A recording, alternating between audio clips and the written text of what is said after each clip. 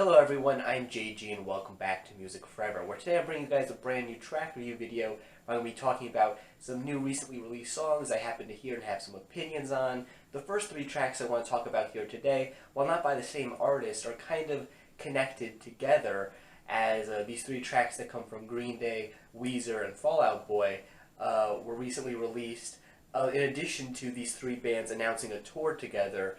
And in the case of Weezer and Green Day, announcing new studio albums out in 2020, and in the case of Fall Out Boy, a new compilation, Best Of collection that's going to be coming out sometime in the near future as well, that this new track also happens to appear on. Now, I like all three of these bands to varying extents, so I was pretty excited with this announcement and these new tracks. So let's just go through these three songs and essentially talk about them. Now, the first one I want to talk about is this new track from Green Day, Father of All, considering that Green Day is my favorite out of all three of these bands, and which is one of my favorite bands, generally speaking. When I heard that they had some new material coming out, I was really excited. I mean, even if Weezer and Fall Out Boy didn't have any part in this new announcement here, I still would have been really excited. So I came into this track expecting hopefully a good song, pretty much, because I felt like the band's last record, Revolution Radio, was a step in the right direction for them following the really weak trilogy that they dropped back in 2012. While Revolution Radio wasn't like my favorite album of theirs or anything, I still think overall it still might be one of their weaker records. It was a step in the right direction. It was a really enjoyable project still, and I was excited for the future of this group. Coming into this new track, though, which is going to be appearing on their new album set to come out in February of 2020, this is definitely a step in a different direction for the group, but I'm not really sure that this is a direction that I care for all that much. The sound of this track is, like I said before, a bit different from what we're used to with the band, especially Billy Joe's vocals here on this track. He's doing like this falsetto where he almost kind of sounds like Jack White, and considering that Jack White's vocals can kind of be hit or miss for me, at least in the case of this track here, I'm not the biggest fan of what Billy Joe's doing with his vocals. They sound kind of silly, and that's kind of the vibe I get from a lot of this track, generally speaking. It's very silly, really upbeat sounding, but I don't think it comes together in a way that's super interesting or exciting outside of the vocals, which, like I just said, I don't really care for. The instrumental to this track is pretty standard. I mean, it isn't super poppy or anything, which I'm happy to hear, but it's just not that exciting in any other sense. I also think that the chorus to this track is pretty standard for the band as well. I do like the fact that Billy Joe's vocals here on the hook are a lot more normal sounding for him, but still, it's just not that exciting, really. And the lyrics here on the track are pretty basic as well. They just feel so generic and watered down. They don't really have much of a meaning or message to them overall, I feel. I kind of feel like the band was trying to encapsulate this feeling of just like a general sense of chaos here on this song, but it just ends up feeling really aimless. I don't know, this track just didn't really do all too much for me. Either Billy Joe's vocals during the verses here of the track are kind of annoying me, or every other aspect of the track is just being really typical and boring for me. This song just doesn't really excite me at all, and like I said before, I'm a massive fan of Green Day. I love the majority of the work that they put out in the past, but this track just really isn't doing it all too much for me, and I'm a little bit concerned from this upcoming record of theirs, considering it's set to be only like 26 minutes long or something like that, all supposed to be really short and to the point tracks, I'm guessing more like this. And yeah, I'm hoping that maybe the rest of the songs on this thing will be better than this lead single here. I have heard some rumors that we might be getting more material from the band later in 2020, and that this upcoming record is like a joke album or something. But I don't know, I feel like with a lot of the announcements that the band's been making recently on their social media accounts and stuff like that, it seems like they're putting a bit of effort into the, aesthetic of this album and this era of the band. So if it is a joke, it's a pretty elaborate one, and I guess I will give the band credit if that's the case, but still, I do wish that even if this was a joke album or a serious album or just any kind of album really, that the band was going to put their best step forward into it, but I don't think that's quite the case here. Again, massive Green Day fan, but this track just really did not do a ton for me personally. Moving on, though, the next song I want to talk about is this new track from Weezer, The End of the Game. This is set to come out on the band's new album, Band Weezer, in May of 2020, or maybe a bit earlier than that, because the band said on social media that the album might come out sooner. It's probably because most of the album isn't done yet, and the band has no idea when it's going to be done or when it's going to be ready to come out. I mean, it honestly wouldn't surprise me if this is the only song done, considering that the band just dropped their last studio album like half a year ago, and they dropped a covers album like 2 months before that. And really, just generally speaking, Weezer have been pumping out albums as of late, and the quality of the band has been a bit inconsistent too. Again, I love Weezer like I love Green Day, but I feel like the band is, recently been really hit or miss for me, and I was a bit concerned that this new track here was going to be another miss, but I think this track is actually pretty decent. The sound that the band goes for here on this thing is a bit different than what they've been doing. They have like this 80s glam rock, hard rock kind of sound here that the band hasn't really done before. I mean, if there's anything that this reminds me of from the band, it would probably be Maladroit, because like that album, the heavier, crunchier riffs are really prominent here on this new track. But even still, the sound of this song is still different than that album, especially with the really flashy guitar solo that opens up this cut. When I first turned this thing on, I expected the whole song to be maybe utilizing like this crazy shredding or something, but that's not quite the case. After this initial solo, the song becomes a bit more typical Weezer fare, but not necessarily in a bad way. I mean, it's a pretty decent Weezer song, I guess, is what I'm trying to say. It's, catchy. The hook here is pretty fun. The vibe of this track is overall one that's pretty fun as well. It doesn't sound too much like anything the band has done before in the past. I will say that, there are some elements to this track that are a bit forgettable. The instrumental outside of that initial solo isn't the most engaging. The lyrics here aren't super standout either. The verses aren't super memorable too.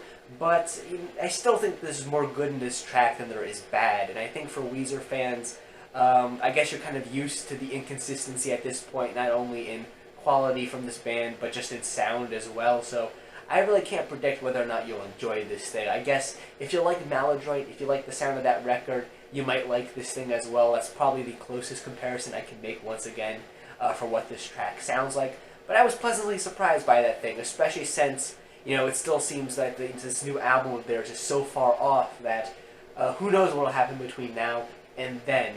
I'm still cautious for this new record, but I'm kind of optimistically cautious now at this point, considering that at least one track from this record I know will be, decent at the very least. Overall, solid track. Was pleasantly surprised by this one. The next one I want to talk about is this new Fall Out Boy track featuring Wyclef Jean, Dear Future Self. This is the song I was most cautious coming into because, for one thing, Fall Out Boy is probably my least favorite of all these three artists. I mean, I like Fall Out Boy, but I'm not crazy about them or anything. And the band's most recent output has probably been their weakest, particularly their last album, Mania, which, like a lot of fans of the band, I didn't really like at all. So I was a bit concerned coming into this new song here that I was going to be getting more of the same. But fortunately, this track ended up being a bit of a pleasant surprise for me because the sound of this thing doesn't really sound like Mania all too much. It sounds a bit more like a track from American Beauty, American Psycho, or maybe even Save Rock and Roll. It still is poppier than pre-hiatus Fall Out Boy, but you still have those rock elements that you would expect from the band making their way here onto this song. You have some prominent guitars here and bass, and drums. The whole rock band setup, it's still here. It's not just, boring, annoying electropop Fall Out Boy, which I was pretty happy to hear here on this new track.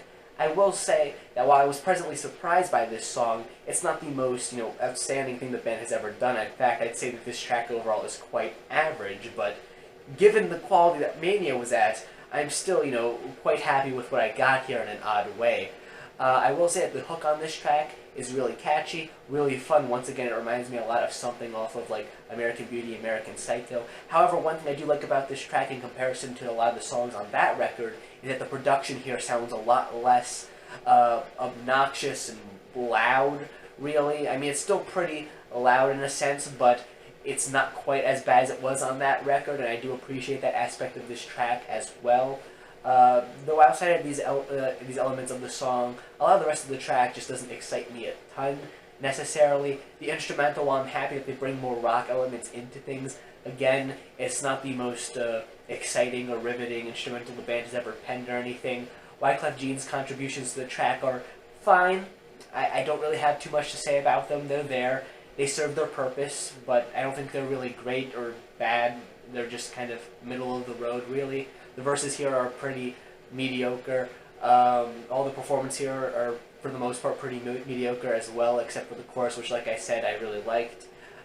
Overall, I think this is an average track, but once again, given the fact that the band's last album was as bad as it was, I'll happily take this new song here, and hopefully the band's next record, whenever we do get that, will be sounding more like this than Mania. And the fact that this new compilation that they're releasing, which is a best of compilation that's covering all their post-hiatus material, the fact that this new compilation only features 2 tracks from Mania, which is a lot less when compared to the other 2 albums. Hopefully, Fall Out Boy have kind of gotten the message that nobody really liked that album, and hopefully they'll be doing something different in the future.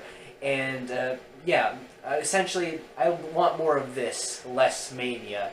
And for Fall Out Boy fans out there, definitely give this track a listen. So that sums up all my thoughts on those 3 tracks from these artists that are going to be touring soon. And really, when it came to these 3 songs, as a whole, they didn't do a whole ton for me. Like I said, the Weezer track is probably my favorite one. It's the only one that I would say I really liked, but even then, I just thought it was decent, not really, like, great or anything.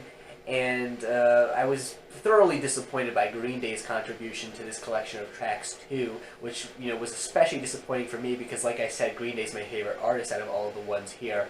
But, at least this new Fall Out Boy track was decent enough, I guess, for them at this point in their career, and this new Weezer track was also pretty solid, too. Overall, if you like these artists, I would give these tracks a listen. Even the Green Day one, I guess, is worth hearing at least once for a fan of the band. But I'm guessing if you are a fan, you've probably already heard it.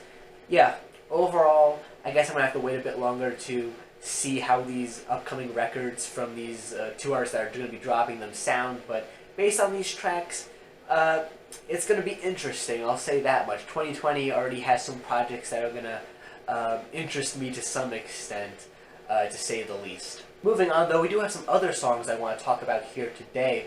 A couple of those coming from Ghost with this new single that they dropped, which consists of a couple of new tracks that I guess within the context of the band themselves are like supposed to be unreleased material from like the late 60s within the band's like fictional universe, I guess, if you will.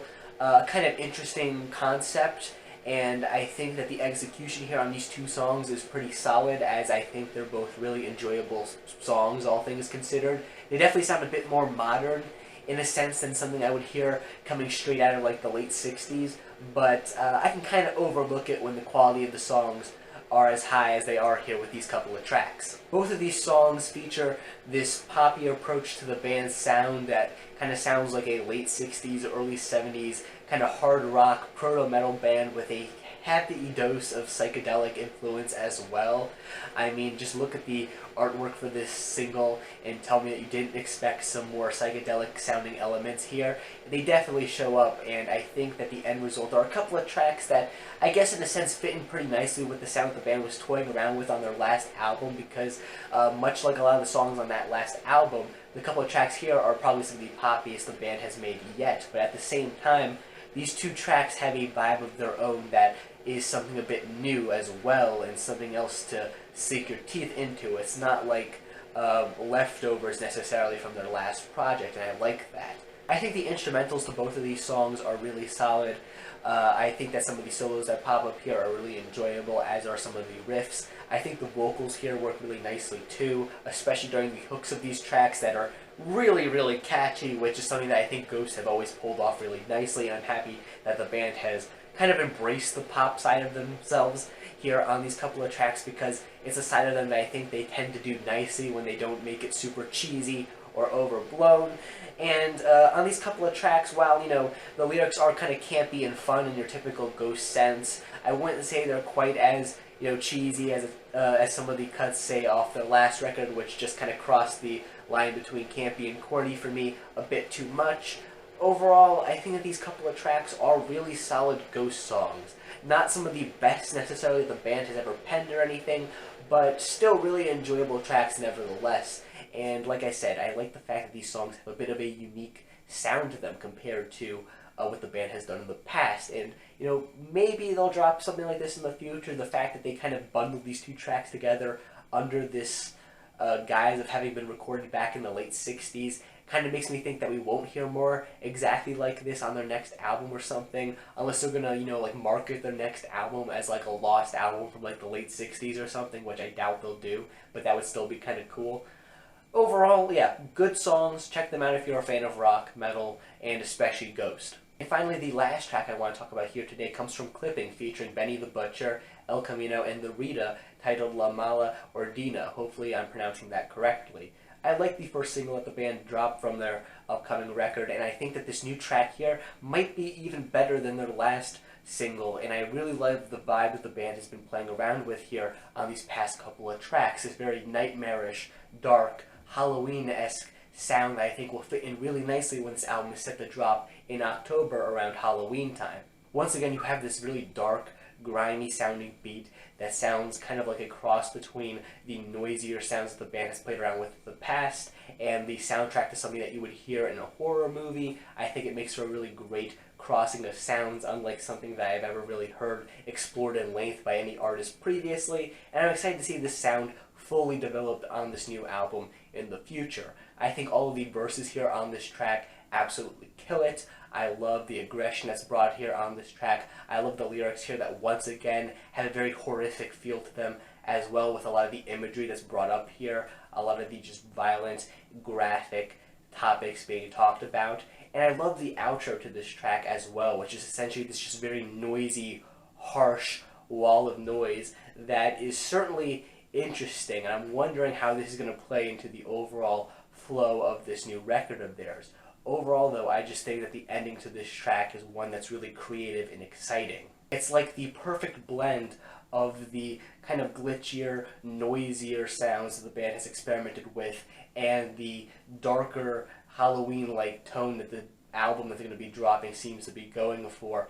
It just all comes together really nicely here on this new track that they've dropped. And given these past couple of tracks that Clipping had made and released, I'm really excited to hear this new album of theirs. I have a feeling it might be one of my favorites of the year, if it's all, you know, the quality of these last couple of songs.